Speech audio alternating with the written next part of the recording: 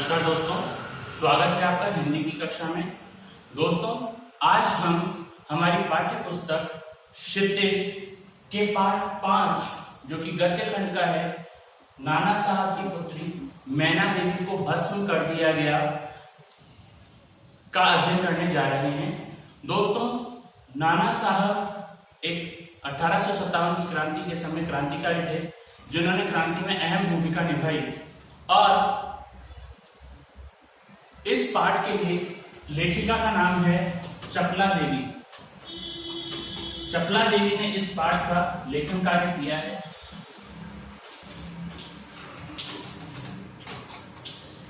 चपला देवी जो कि द्विवेदी युग की लेखिका चपला देवी थी और इनके व्यक्तित्व और कृतित्व की जानकारी अधिक उपलब्ध नहीं हो पाई है। इन्होंने अधिक लेखन कार्य नहीं किया है, इसलिए इनकी जानकारी अधिक प्राप्त नहीं हो पाती है।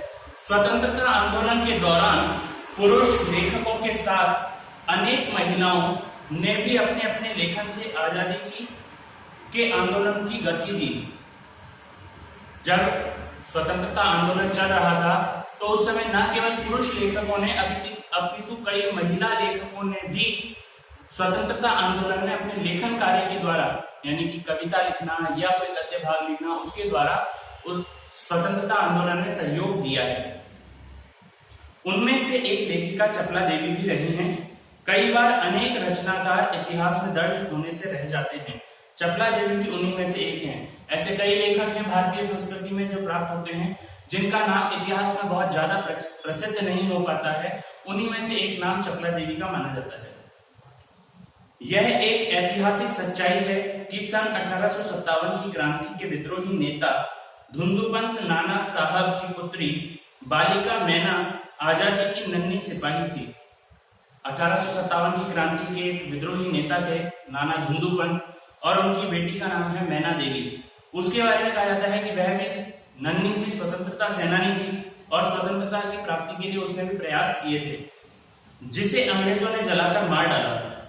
बालिका मैना के बलिदान की कहानी को चपला देवी ने इस गद्य रचना में प्रस्तुत किया है, जो हम पाठ पढ़ने जा रहे हैं।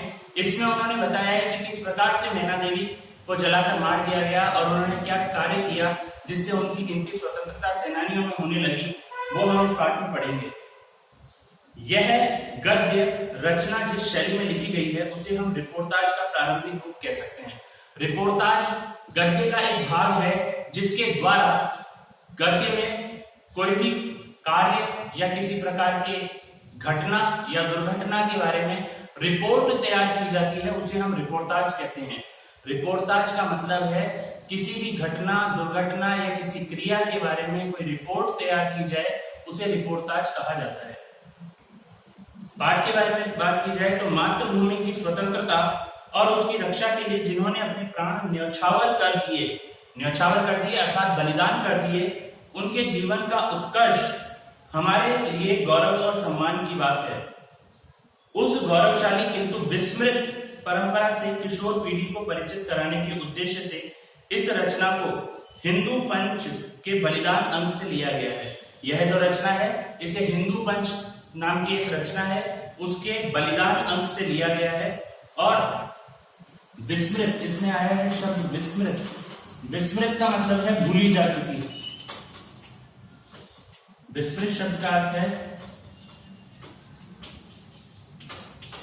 भूली जा चुकी। ऐसी घटना जिसे भूला जा चुका हो उसके बारे में इसमें बताया गया है। हिंदी गद्य के प्रारंभिक रूप को विद्यार्थी जान पाए, इसलिए इस गद्य रचना को मुद्रण और वर्तनी में बिना किसी परिवर्तन के अविकल प्रस्तुत करने का प्रयास किया है।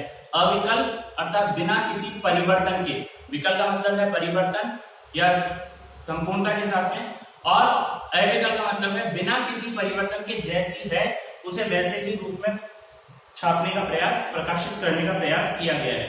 तो आइए शुरू करते हैं। नाना साहब की पुत्री मैना देवी को भस्म कर दिया गया पाठ। सन 1857 की ईस्वी में के विद्रोही नेता धुंधुपंत नाना साहेब कानपुर में असफल होने पर जब भागने लगे तो वे जल्दी में अपनी पुत्री मैना को साथ न ले जा सके।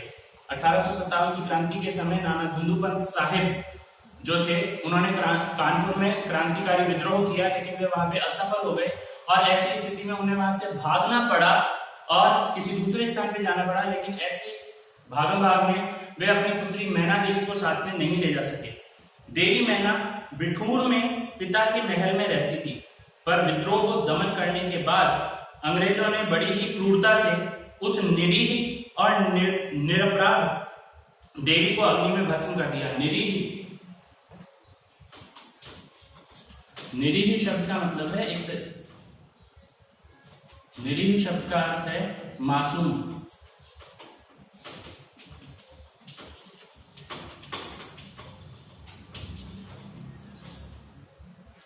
उस मासूम और निरपराध जिसका कोई अपराध नहीं था ऐसी मैना देवी को अंग्रेजों ने आग में भस्म कर दिया। उसका रोमांचकारी वर्णन पाषाण हृदय को भी एक बार द्रवीभूत कर देता है। पाषाण हृदय अर्थात पत्थर दिल को भी द्रवीभूत कर देता है, पिघला देता है। यानी कि उसका जो वर्णन है, जो उसको भस्म करने का वर्णन है, उस वर्णन को यदि कोई पत्थर हृदय भी सुनेगा तो वह भी उसका पत्थर हृदय भी पिघल जाएगा। कानपुर में भीषण हत्याकांड करने के बाद अंग्रेजों का सैनिक दल बिठूर की ओर गया। बिठूर में नाना साहब का राजमहल लूट लिया गया। जब कानपुर में अंग्रेजों ने हत्याकांड किया, उसके बाद अंग्रेजों का सैनिक जो दल है वो बिठूर की ओर गया और बिठूर में नाना साहब का राजमहल जो था उसे लूटा गया, पर उसमें बहुत थोड़ी संपत्ति अंग्रेजों के हाथ लगी। इसके बाद अंग्रेजों ने तोप के गोलों से नाना साहब का महल भस्म कर देने का निश्चय किया। जब अंग्रेजों को वहां से संपत्ति अधिक प्राप्त नहीं हुई तो ऐसी स्थिति में उन्होंने सोचा कि नाना साहब का जो महल है उसे नष्ट कर दिया जाए और उस पर तोप के गोले बरसाए जाए। सैनिक दल ने जब वहां तोप लगाई तो उस समय महल के बरामदे में एक अत्यंत सुंदर बालिका आकर खड़ी हो गई। जब वे उस महल को उड़ाने के लिए तोप वगैरह लगाने लगे तो उसी समय वहां पर एक सुंदर सी बालिका आई और उसे देखकर अंग्रेज सेनापति को बड़ा आश्चर्य हुआ, क्योंकि महल लूटने के समय वह बालिका कहीं नहीं दिखाई दी। उस बालिका ने बरामदे में खड़ी होकर अंग्रेज सेनापति को गोले बरसाने से मना किया। वो जो बालिका थी उसने आकर अंग्रेजों के समक्ष और वहां पे तोप के गोले बरसाने के लिए मना किया कि यहाँ पे आप तोप के गोले मत बरसाइए। उसका करुणापूर्ण मुख और अल्प वयस देखकर सेनापति को भी उस पर कुछ दया आ गई। अल्प वयस शब्द का अर्थ है कम उम्र, यानी कि उस बालिका की कम उम्र और करुणापूर्ण जो दया से युक्त मुख था उसको देख करके उसको भी कुछ दया आ गई। सेनापति ने उससे पूछा कि क्या चाहती है। बालिका ने शुद्ध अंग्रेजी भाषा में उत्तर दिया, क्या आप कृपा कर इस महल की रक्षा करेंगे। जो बालिका थी उसने सेनापति के प्रश्न का उत्तर दिया कि क्या आप इस महल की रक्षा करेंगे। तो सेनापति ने कहा कि क्यों, तुम्हारा इसमें क्या उद्देश्य है, यानी कि तुम इस महल को क्यों बचाना चाहती हो। बालिका, आप ही बताइए कि यह मकान गिराने में आपका क्या उद्देश्य है। जब सेनापति ने प्रश्न पूछा तो बालिका ने उनसे प्रश्न पूछा कि आप इस मकान को गिराना चाहते हैं, उसमें आपका क्या उद्देश्य है। सेनापति ने कहा, यह मकान विद्रोहियों के नेता नाना साहब का वास स्थान था। सरकार ने इसे विध्वंस करने की आज्ञा दी है। वास स्थान अर्थात रहने का स्थान, वास स्थान अर्थात रहने का स्थान।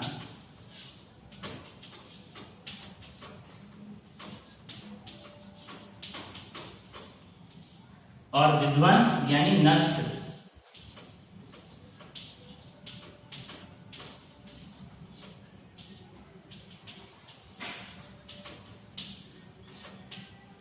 तो सेनापति ने बताया कि ये नाना धुंधुपंत साहिब जो है उनका महल है और इसे नष्ट करने की आज्ञा अंग्रेजी सरकार ने दी है।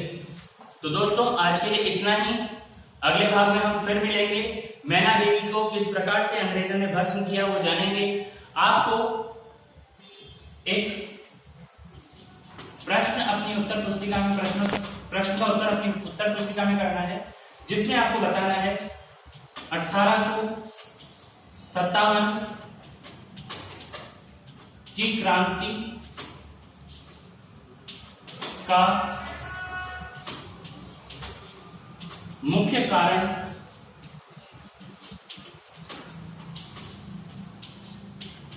बताते हुए प्रमुख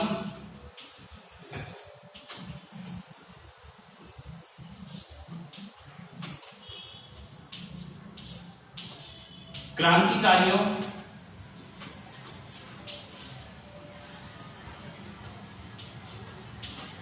के नाम लिखिए।